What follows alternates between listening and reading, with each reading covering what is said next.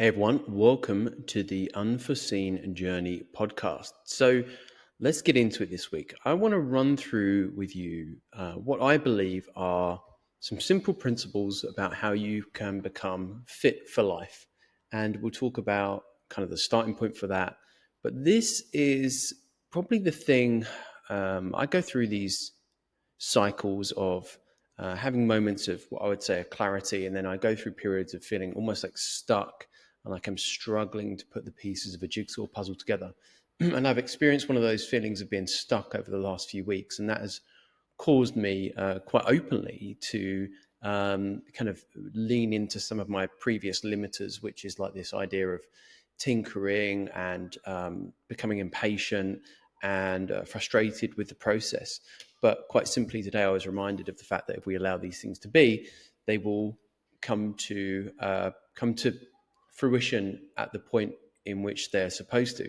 And so, what I'm sharing with you today, and I guess I'm going to be okay with more and more about this kind of energy and being a bit more wooey these days. But um, the way in which I allocate and use my time now is that I'm very lucky in that I co-parent, so I don't have Adeline all the time, and the time I don't have her, I have a very clear kind of like way in which I start my day. One of the best things I've found to start my day is to allow myself space to firstly read things which nourish my mind, and to allow myself space to think and to think in a way that is allowing information to come in rather than me trying to solve problems. And this I've found has been something that's happened largely through meditation.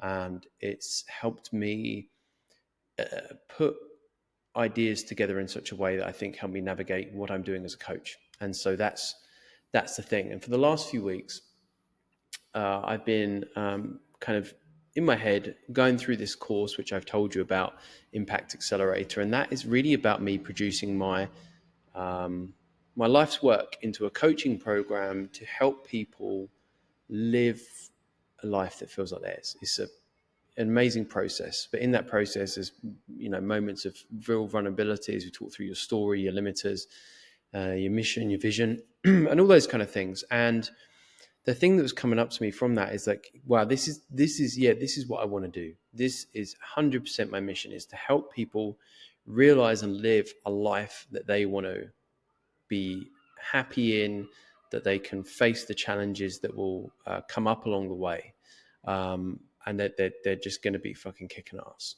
But for me to be able to do that, what I felt like I needed was a simple kind of framework to layer underneath that to help people become fit for the task of living their life. And when I say fit, it was about being fit in the body and fit in the mind. So, if you're listening to this, you know that my history as a coach is, largely in fitness, nutrition, lifestyle, and then this transition now into becoming a life coach, which I am a life coach, and I'm perfectly okay with owning that now, is new.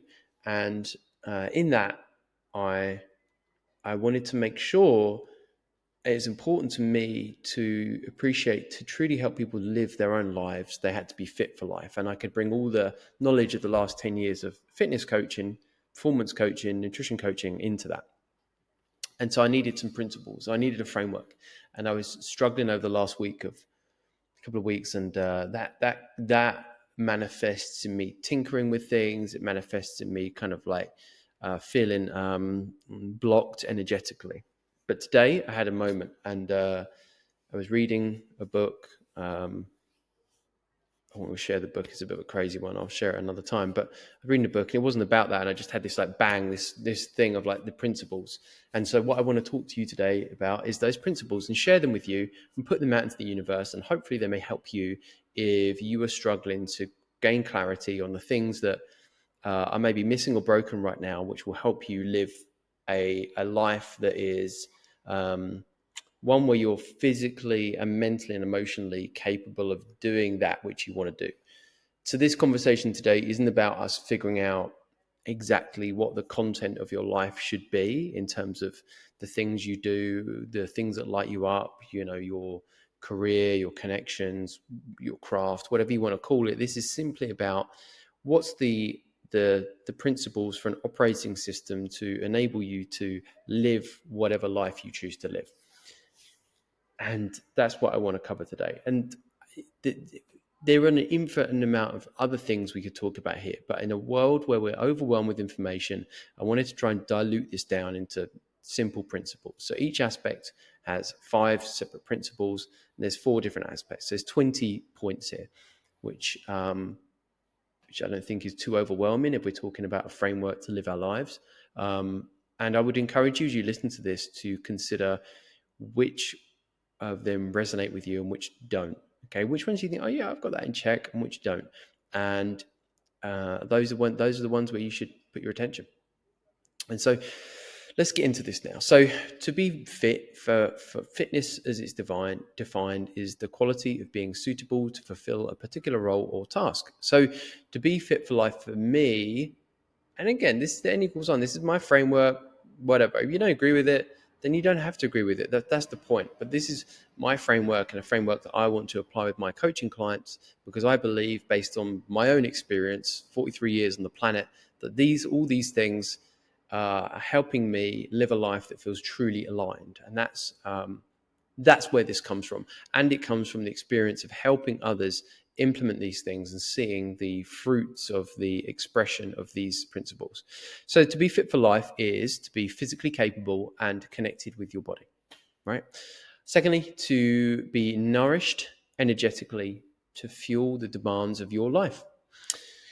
Thirdly, to be attuned to the allocation of one's energy, more specifically, the way you're using your time and the way you're using your mental and physical energy day to day. Lastly, to be mentally capable and connected with one's mind. Now, that's the big one for me, as you probably know from talking about emotional fitness, and that's really what that is, and I'm going to speak about that. So let's get into it. Okay, so the first part of this is to talk about the body.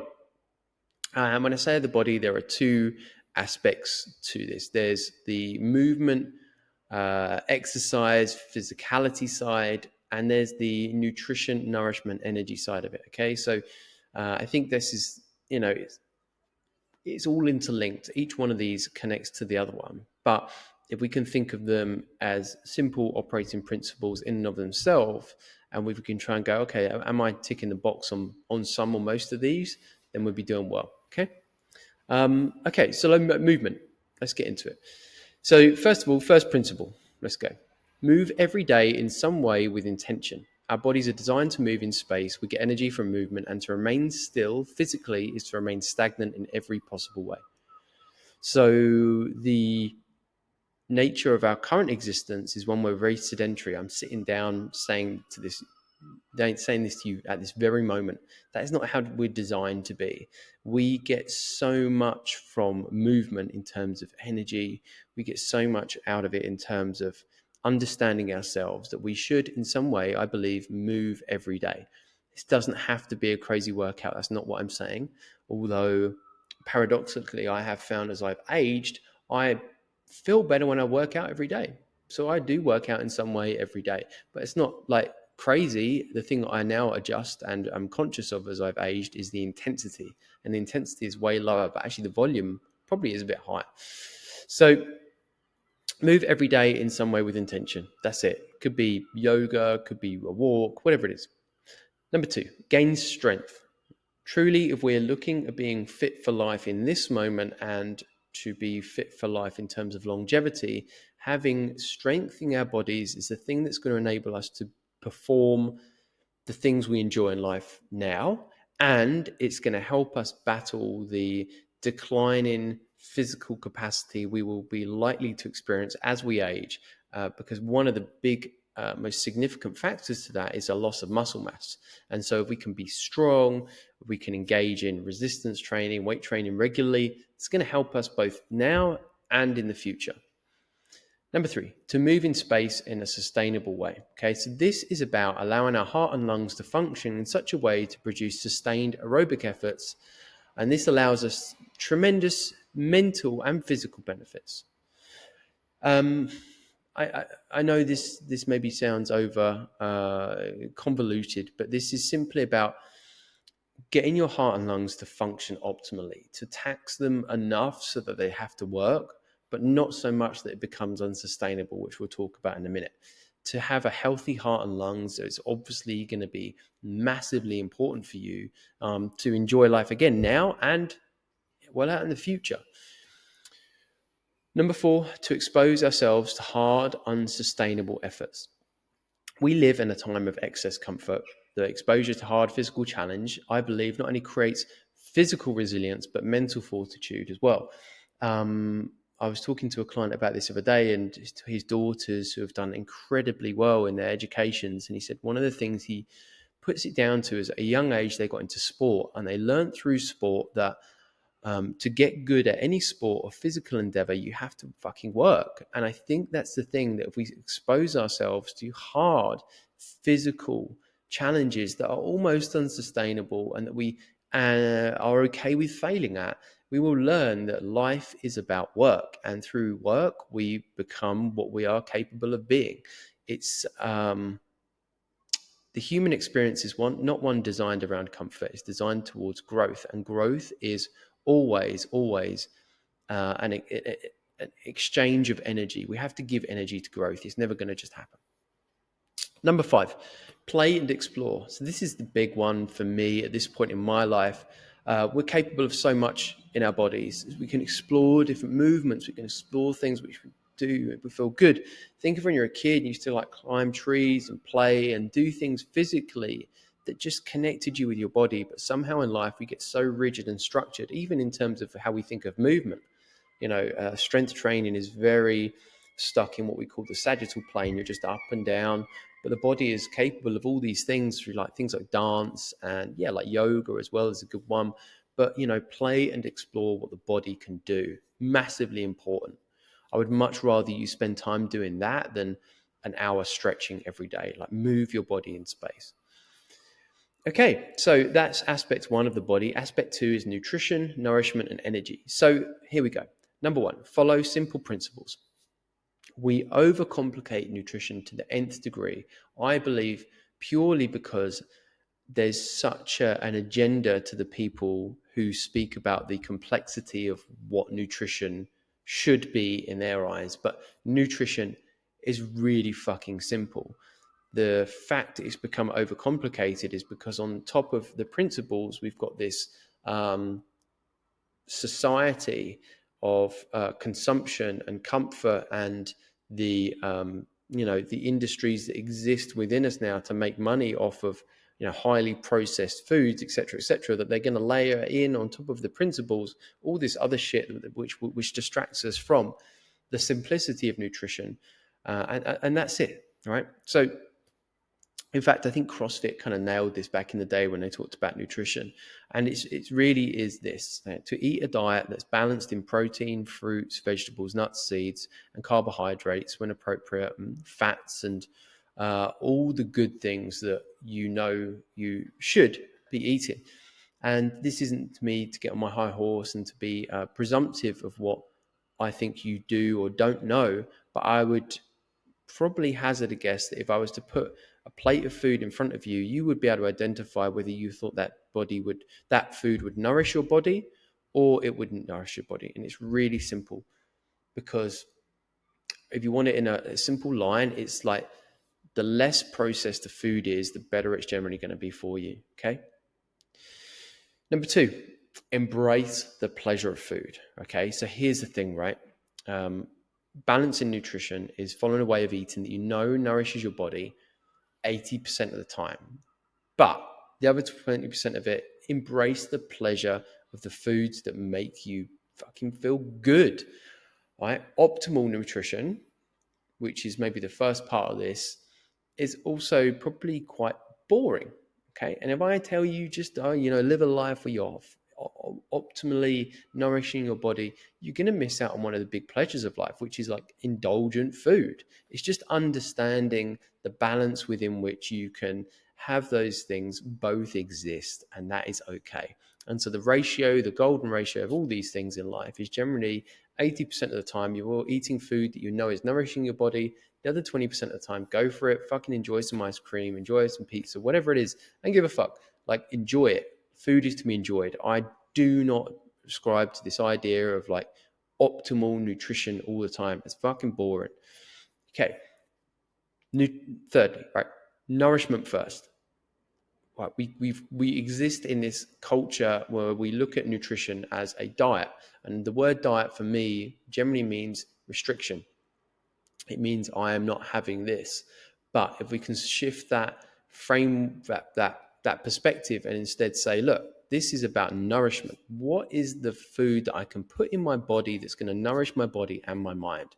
And if we can do that, that's going to be good. And then if we're kind of doing that, we're also kind of understanding that as we nourish our body, we're not choosing to just eat food to entertain us, distract us, or soothe us away from pain, which is really, really common.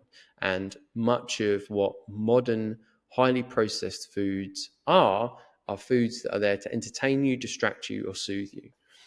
Number 4, hydrate the body. Fucking hell, like drink more water. I don't feel like I need to say this anymore in life, but I still talk to so many people who resist it. And they're like, no, I don't need to drink that much water. It's okay. This, science, I'm not always a fan of science, but this is literally proven from a, biological point of view. You fucking need water. Okay. So drink water, 2 liters a day plus. All right. That's it. And then lastly, all right, this is a big one, for me, my own journey in life, and for you, I'm sure as well. Consider those substances which have negative effects. Okay. Caffeine, alcohol, drugs are all part of our modern life. All right. Consider them as best you can day to day and move to a place where you're not dependent upon them to exist. So for me, as you know by now, I'm sure I have had big issues with alcohol. I haven't had a drink now and 14 months. Drugs have been a big part of my life. And whilst I don't consume traditional like street drugs anymore, I still favor psychedelics as part of my own journey in life. I'm a massive fan of, but I'm not dependent upon them. And lastly, caffeine, right? So caffeine's still my thing, but I'm conscious of that now and in such a place where 1 to 2 coffees a day, and that feels like that keeps me balanced out. When I tip over into that third one, shit, get edgy, feel it straight away. So what I'm saying here is consider the substances which have negative effects in your life. I'm not saying you have to stop drinking. I'm not saying fucking hell, if you like enjoy partying and you're able to balance it out and it helps you enjoy your life, then fucking do it, right? But for me, the downsides didn't outweigh the upsides. So yeah, to consider that. Okay. Here we go. Now we're going to move on to the mind. And there's 2 parts to this. Firstly, lifestyle, rhythm, and balance, which is basically how we're choosing to use our time, which has a big correlation to the state of our mind. And then lastly, it's mindfulness, emotion, and the self, like what's going on inside here. We've got the body, we've got the brain, really, or the mind. Let's have a quick drink. I'm not going to edit this out. I'm just going to leave it in live these days. Okay. Yeah, so before I used to do a lot of edits in these podcasts. I don't know if you ever noticed, but I'm just going to run with it these days. It's a lot, I think I want to keep the cadence of how I talk live to you. All right, so the mind, lifestyle, rhythm, and balance. Number 1, sleep sufficiently to perform. Okay, it really is a non-negotiable, but it's the thing we negotiate and compromise on when shit gets busy. But if you want to truly do life fully, you've got to sleep fully. And life is a game of energy allocation and expenditure. And so to be able to win at this, sleep is the primary thing you need to do to be able to win at that game. Time should be valued. I think, again, this is a big life lesson for me. We're always pushing our enjoyment of life out into the future, and we don't appreciate that the time we have available is only that available which we have now, and how we choose to use it now. And that isn't to say you won't have to do things that you don't particularly want to do, and at certain times and make sacrifices. I'm not saying that, but value it and understand that it's very fleeting. And in this modern economy, we have been farmed out to the point that the modern resource that is being, paid for by all these big companies, and they're demanding, is our time and our attention. And so what I just want you to be truly aware of is how you're spending that time, and whether it is moving towards the things that you truly enjoy in life, or if it's just being consumed watching cat videos on YouTube or some other shit. Okay. Consider every minute of every day through a filter of life's impermanence, and it will help you live a life of purpose. Plan for white space. Okay. White space is a creative idea and a creative concept for people who do creative endeavors, because the creative act truly never happens when we're doing or thinking. It happens when we're just being, right? But this isn't just for creative people, it's for everyone. There's so much to support the idea of this being something that will help people mentally, especially, is this idea of just being unplugged. We are so distracted, we are so consumed by information, that to truly allow ourselves the opportunity to think openly and freely is really lost in this modern world. And I would encourage you, the next time you're out in public transport, in a restaurant, or a coffee shop, see how many people are sitting there just open mentally. Very, very, very, very few. Most people are just completely plugged into the matrix, and this is insane. Like, even when I was running this morning, I was watching, and at least 50% of people who are walking, and some people who are jogging, are looking at their fucking phones. And we're walking along. It's a beautiful morning. The sea's there, this beautiful expanse of nature and the power of what this is. And we're looking at these screens. And the other time I see it a lot, which fucking does my head in, is when I'm with Adeline and I see it with other parents. And I'm like, how is this ever going to be? Is Addy on there? How is this phone ever going to be more important to you than the moment you can potentially have with your child right now? It's fucking insane. So yeah, plan for white space. And the reason why I think this is so important for most of us is that we rarely get the chance to process the information we take on. We just consume it. And through allowing ourselves to have white space, that's when we can form these connections between this information. And from that, we can arrive at a place to create some meaning from all these things. Okay. Number 4, your priority should be clear. Okay. We are easily just caught up on the treadmill of life, just going through, like, putting out the next fire, doing the next thing. And it's easy to get caught up on the idea of being busy is also being productive when it's not. And so what I would encourage you to do is to build a complete picture of what matters most to you in your life at any one time. And this will enable you to align your day more fully with that priority, making sure it is yours and not someone else's, right? Because we live in this kind of world, again, where we're taught to embrace the idea of it's noble to give our energy to others at the expense of ourselves. And I'm not saying you need to be a selfish prick, but I simply would ask you to have a clear understanding of what your priorities are in life. And this is, mainly in terms of, like, what you're doing in terms of the amount of time you're spending working versus with your family and your friends. It's easy to get caught up on this idea of, like, this noble thing of giving our life to the cause of work or whatever it is. But fuck that shit. It's not the way. That's not it.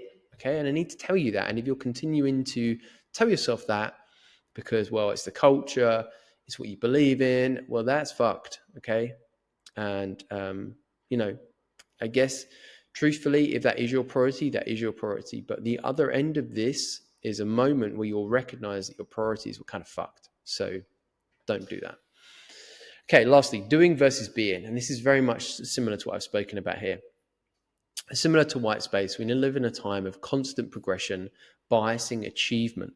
The human experience, I believe, is about way more than what we produce, but more so who we are and who we're being in life. And allow yourself the chance to just be. We're always chasing this becoming, this doing. I will, have this output. When are we just allowing ourselves to just be? And I would encourage you to try and live life through a lens where you are honoring that. honoring that side of you that wants to just be, as well as the side of us will want to do and be productive, which I get, right? I like being productive. Okay, so here we go. The last one, and not the least, right? I would say this, if I could shift these around, this is probably at the top, but this is the way I've written the structure out, and this is the way I'm talking about it now. But each one of these are as important than the next, and each one of these will probably resonate and hit differently with each of you. So take that from that what you will. Mindfulness, emotion, and self. So number one, meditate to understand. Okay. Meditation simply allows you the opportunity to develop an understanding the nature of your true self and the fact that the thoughts that arise in your head are not you. And if you don't get this, then this is why you need to meditate. But simply through meditating, you have a fucking superpower, because it's not about having a moment of where your mind is completely calm. Although actually, if you do it long enough, there are spaces where there is an emptiness, which is really quite profound, but that does come after a long time. But the main reason you should do it is to understand that the thoughts that arise in your head are not you. And well, who are you? I've talked about this loads. I don't know who you are. I think you're some kind of energy that exists way back from this shell of the body within which we exist, and even the mind, and we exist further back from that. So we are a timeless energy as far as I perceive it. And yeah, I don't want to get too much into it now. My thoughts around this are really growing at the moment about the nature of existence and truly what we are. And safe to say, I never thought I would consider myself to be a spiritual person, but yeah, that's where I'm at right now. Number two, record your thoughts when needed. All right. And I don't want to bias just telling you to write a journal for the rest of your fucking life. But certainly for me, even at this moment, I take the time to write out my thoughts when I feel the pull to do it. I would say out of the two things we've spoken about here, meditation should be a practice. If you want to get good at it, truly, it's like training a muscle. You're training the mind. So meditation, I feel like, should be something that you do day to day, and invest in some time in it for 6 to 9 months, and you'll notice a difference. But you won't notice a difference after a few weeks. Maybe after a few weeks, you'll kind of go, okay, this makes a little bit of sense. But truly, the impact comes after about 6 to 9 months of consistent meditation. Journaling, I've found, is just something that helps with, especially when you're overwhelmed in life and you've got a lot going on. A couple of ways to do this I've spoken about, daily journals where you start with gratitude, and then, the other thing of like a brain blast, which is where you empty your mind, which is truly powerful, but great to do to keep you in a really balanced place. Number three, seek to grow within. All right. So we take on so much information which doesn't serve us, but there is so much information available to us to truly empower us to understand what and who we are. And I would encourage you to be hungry for that information, but not just to consume it, but to truly consolidate it into how you are choosing to live your life. Because, right, here's the thing, and if I can dilute this down to my life and my experience and where I am now, the biggest thing I've done is to be hungry to understand myself more. And that's one good part of my obsessive nature, is that in the last few years has been into like understanding the way I am, the way I think, the way I view things. And so I want to encourage you to do that, because through that you can become so much more aware, which is empowering, but it's also overwhelming. And it's empowering because you get to understand yourself more, but it's overwhelming because through that awareness you realize that there will always be questions that you want to answer, but maybe you will remain unanswered. And even if you can answer them on one day, they'll be different on the next. But that is the nature of awareness, and I believe maybe enlightenment, I don't know. Number four, appreciate the connected nature of life. Okay, I think too often we go through life viewing it as a purely single player game and an experience, because in some ways it is, right? This is your experience, that is my experience. But if you truly want to get the most out of what this life can be, and transcend the modern way of living I think it is to appreciate that the greatest path to a fulfilling life is to connect with the world in a meaningful way towards contribution.